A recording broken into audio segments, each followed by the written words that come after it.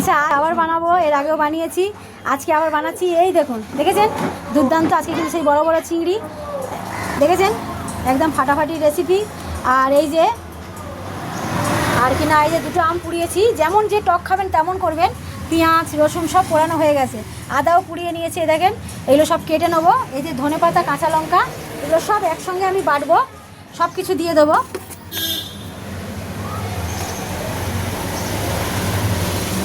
সব দেখতে থাকুন। এটা কিন্তু সত্যি দুর্দান্ত। এটা নিয়ে আমি 3বার বানিয়ে নিলাম। এই চিংড়ি মাছটা এত সুন্দর আমাকে সবাই কাস্টমার বলছে বলে আমি বানাচ্ছি।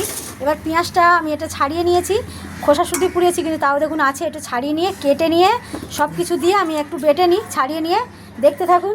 আর এটা হালকা লাইট ভাজতে হবে, ভেজে নিই। তেল বন্ধুরা দিয়ে দিয়েছি, তেল দিয়ে দিয়েছি। একটু কালো জিরে ব্যবহার করছি, কেন যেহেতু আম আছে, পাকা আম, একটু কালো জিরে দিয়ে দিলাম। এবার আমি মিক্সিতে বেটে নিয়েছি। দেখুন সব কিছু যে দেখালাম, অনেকটা পরিমাণেও কিন্তু অনেকটা আছে বলে তাই কাঁচা লঙ্কা দেবো একটু।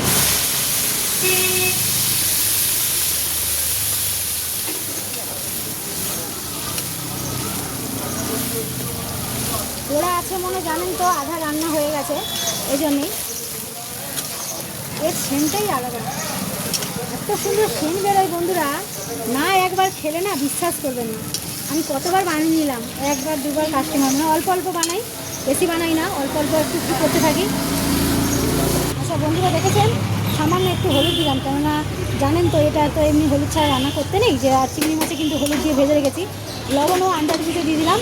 আর এটা কিন্তু আমি ঝাল ঝাল করছি, আপনারা যেমন যে যেরকম ঝাল খান সেই বুঝেও করতে পারেন, কিন্তু কষিয়ে নিই। আর চিংড়ি মাছ তো ভেজে রেখেছি, চিংড়ি মাছ মানে হালকা ভাজতে হয়েছে, দেখেন হালকা ভেজে ভেজে রেখেছি। অনেকটা বড় বড় চিংড়ি মাছ হালকা ভেজেছি। এবার এটা মেন কষিয়ে নিই, তারপরে আবার চলে আসছি।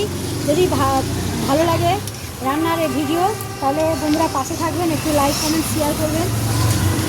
এ আর কিছু বলার নেই, আপনারা থাকবেন আমিও থাকবো, আমিও নিশ্চয়ই আছি আপনাদের সঙ্গে, এইটুকুনি বলার। দেখতে থাকুন কেমন করি রান্না। ভালো জিনিস দেখাতে গেলে একটু লং হয়, দেখতে থাকুন। আর কিন্তু আরেকটা কথা, এই চিংড়ি মাছটা তো অনেকবার করলাম, এর মধ্যে কিন্তু গরম মশলা ব্যবহার করবেন না, তাহলে গরম মশলার স্মেলটা হয়ে যাবে, আমার সেন্টটা থাকবে না। ওই জন্য আমি কোনো গরম মশলা আমি চিকেনেও দিইনি আর চিংড়ি মাছও দিইনি। ও দুর্দান্ত সেন্টটা বেরিয়ে গেছে, পুরো দোকান নয় গন্ধ গন্ধ ভরে গেছে। এবার এই দেখুন কষা হয়ে গেছে, আর একটু হবে, তেলের উপরে আসবে, তারপরে কিন্তু হবে। আচ্ছা বন্ধুরা দেখেছেন তেলের উপরে কিন্তু চলে এসছে। চিংড়ি মাছটা একটু তেল বেশি দিলাম। আর বন্ধুরা সত্যি বিশ্বাস করেন, সেন্ট ভরে গেছে, একদম দারুণ ভরে গেছে। চিংড়ি মাছটা একটু বড় তো, একটু ভালো করে দিয়ে ফোটাতে হবে, ওই জন্য চিংড়ি মাছটা আমি দিয়ে দিলাম। সামান্য আমি 1 ফোঁটা তেল দিয়ে চিংড়ি মাছটা ভেজেছি, এখন তেল দিইনি। আর এটা কিন্তু বড় চিংড়ি, এটা কিন্তু একটু ভালো করে এরকম কষাতে হবে। আর কিন্তু এতে কিছু দেবো না, সামান্য অল্প একটুখানি 2-4টে মতন চিনি দেবো, যেহেতু আম দিয়েছি। সামান্য একটু ফ্লেভারের জন্য, টেস্টির জন্য। দুর্দান্ত রেসিপি, যে না খাবেন সে কিন্তু খুব মিস করবেন বন্ধুরা, অতি অবশ্যই। আমি এটা নিয়ে 3বার, এটা নিয়ে 4বার হয়ে গেল। একবার প্রথম খেয়েছিলাম, একবার স্যারদের খাইছিলাম, আর একবার কালকেও আগের দিন করলাম অল্প করে। আজকে কিন্তু বড় চিংড়ির রেসিপি তুলে দিলাম, কেন পরিমাণে বেশি দিয়েছি এই জন্যেই। দেখতে থাকুন, পাশে থাকুন, লাইক কমেন্ট শেয়ার করুন যদি পছন্দ হয়। আর আমিও পাশে আছি, চিন্তা নেই। আজকের মতন এইটুকুনি, সবাইকে টাটা। সবাই ভালো থাকেন, সুস্থ থাকেন, সঙ্গে থাকেন, বেশি লং করে লাভ নেই।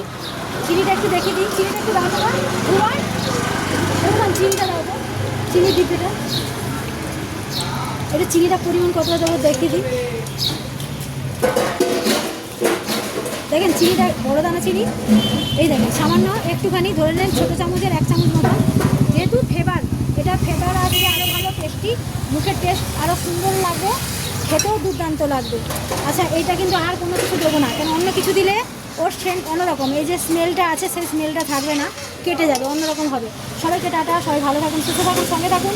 এই যে চিংড়ি মাছটা দিলাম, 10 মিনিট ফোটাবেন, একদম রেডি চিংড়ি মাছ আম পোড়া দিয়ে ফাটাফাটি রেসিপি। সবাইকে টাটা।